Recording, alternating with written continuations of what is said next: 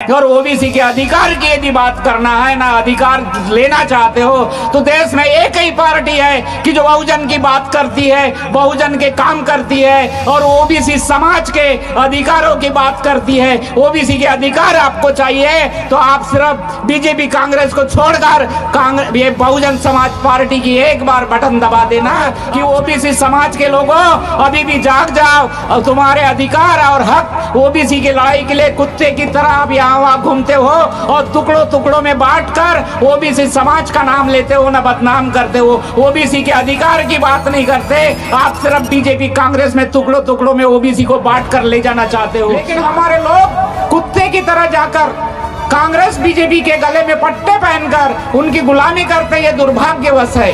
बाबा साहब ने कहा था स्वाभिमान से जियो लेते हैं, लेकिन मेरे भाई आरएसएस का कोई भी आदमी आपको भाई मानने को तैयार नहीं है। अगर मान लेता तो आपके अधिकार आपको दे देता, लेकिन हम दारू है, पानी है, अपनी मजबूरी है, किसी को अपना भाई मान लेते हैं। लेकिन मेरे भाई आरएसएस का कोई भी आदमी आपको भाई मानने को तैयार नहीं है। अगर मान लेता तो आपके अधिकार आपको दे देता।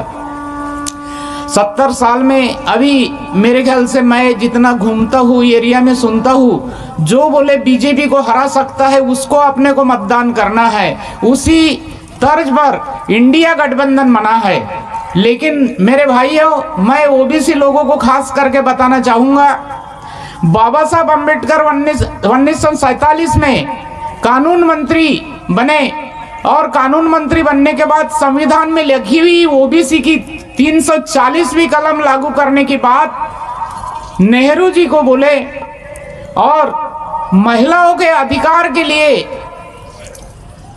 हिंदू कोड बिल को लागू करने की बात बोले। जब नेहरू जी ने ये बात से इनकार किया तब बाबा साहब ने दुर्भाग्यवश और नर्वस होते हुए अपने मंत्रालय का मंत्री पद का रिजाइन किए। रिजाइन इसलिए नहीं किए कि रिजाइन करने के बाद आप कहोगे संसद से जाने के बाद बाबा साहब क्या हासिल करने वाले थे। बाबा साहब चाहते थे कि आप लोग मैं जो रिजाइन किया हूं तो कांग्रेस को समझो ये जलता हुआ घर है, इसके चाराने का भी सदस्य मत बनना, ये बात बोल कर गए। लेकिन बाबा साहब अम्बेडकर ने अपने बच्चों की तरफ भी नहीं देखा, आप लोगों को अपने बच्चे समझा और मेरी जमात का बोले अपमान हो रहा है पग पग पर, उनको सम्मान देने का कार्य और उनके अधिकार दिलाने के लिए संविधान का निर्माण किया। वोट का अधिकार देके उनको ऐसा लगा कि मैंने राजा और रानियों की नसबंदी कर दिया, मेरा समाज वोट का अधिकार समझ जाएगा, उस दिन सत्ताधीश बनेगा, इसलिए रिजाइन किया था उनने।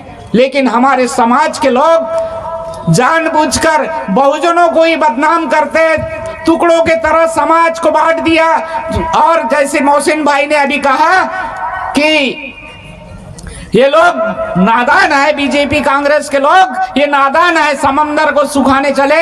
लेकिन मैं कहता हूं उनसे ज्यादा नालायक समाज हमारा लोग हमारे कौम के हैं, जो छोटे छोटे टुकड़ों में छोटी छोटी पार्टियां बनाते हैं और वो बीएसपी को मिटाने की बात कहते हैं। ये बात उनने भूल जाना चाहिए और हमारे लोगों ने समझ जाना चाहिए कि राष्ट्रीय लेवल की कोई पार्टी है अकेली तो वो बहुजन समाज पार्टी है। हमको चुनाव अभी नजदीक है, इसको ध्यान में रखते हुए ये चुनावी सभा जैसी है, कांसीराम साहब की जयंती आ गई, ये तो बहुत अच्छी बात है। हमको चुनाव से पहले कांसीराम साहब को याद कर कर जगने का अवसर मिल गया। हम जग कर हम क्या करेंगे, हम जिस समय चुनाव आएगा उस समय हाथी की बटन दबाकर अपने लोगों को, जो भी हाथी से खड़ा होगा, जो टिकट लाएगा उसके हाथी की बटन पर अपनी फुली लगाकर अपना वोट देकर उसको चुन के लाएंगे और संसद में भेजेंगे। ऐसी अपील करते हुए ओबीसी लोगों को भी मैंने कहना चाहता हूँ कि ओबीसी समाज के लोगों अभी भी जाग जाओ और तुम्हारे अधिकार और हक ओबीसी की लड़ाई के लिए कुत्ते की तरह आप यहाँ वहाँ घूमते हो और टुकड़ों टुकड़ों में बांटकर ओबीसी समाज का नाम लेते हो, ना बदनाम करते हो। ओबीसी के अधिकार की बात नहीं करते, आप सिर्फ बीजेपी कांग्रेस में टुकड़ों टुकड़ों में ओबीसी को बांट कर ले जाना चाहते हो। आपको यदि बहुजन की बात करना है, कांसीराम साहब की बात करना है, संविधान की बात करना है और ओबीसी के अधिकार की यदि बात करना है ना अधिकार लेना चाहते हो तो देश में एक ही पार्टी है कि जो बहुजन की बात करती है, बहुजन के काम करती है और ओबीसी समाज के अधिकारों की बात करती है ओबीसी के अधिकार आपको चाहिए तो आप सिर्फ बीजेपी कांग्रेस को छोड़कर ये बहुजन समाज पार्टी की एक बार बटन दबा देना, आप झंडा भी नहीं पकड़ोगे तो चलता है, वोट का अधिकार चुपके से दे देना, क्योंकि बाबा साहब आम्बेडकर ने ऐसी व्यवस्था तैयार किया है कि आपको जाके चुपके से वोट करना है ताकि आप पर प्रेशर ना रहे, कोई आपको नालायक ना बोल सके। इसलिए अपने जमीर को जगाना और ओबीसी को हक अधिकार दिलाना है। कांग्रेस ने 70 साल में नहीं दिया, बीजेपी आपकी विरोधी पार्टी है, कोर्ट में केस डालती है, इसको ध्यान में रखना। मैं क्या बोल रहा हूँ, इसको ध्यान में रखकर यदि वोट देंगे और ओबीसी समाज का यदि जमीर जाग गया तो बहुजन को जरूर वोट करेगा। और ओबीसी का लोगों को अपील करता हूं मैं कि वो एक बार हाथी की बटन दबाकर देख ले, उनको भीख मांगने की जरूरत और रोड पे निकलने की आवश्यकता नहीं पड़ेगी। सत्ता जिस दिन हमारे हाथ में आएगी उसी दिन बहन जी आपके अधिकारों को बहाल कर देगी, जनगणना करेगी और ओबीसी के अधिकार मिल जाएंगे। इतनी बात कहकर मैं अपने 2 शब्द को विराम देता हूं। जय भीम, जय भारत, जय महाराष्ट्र।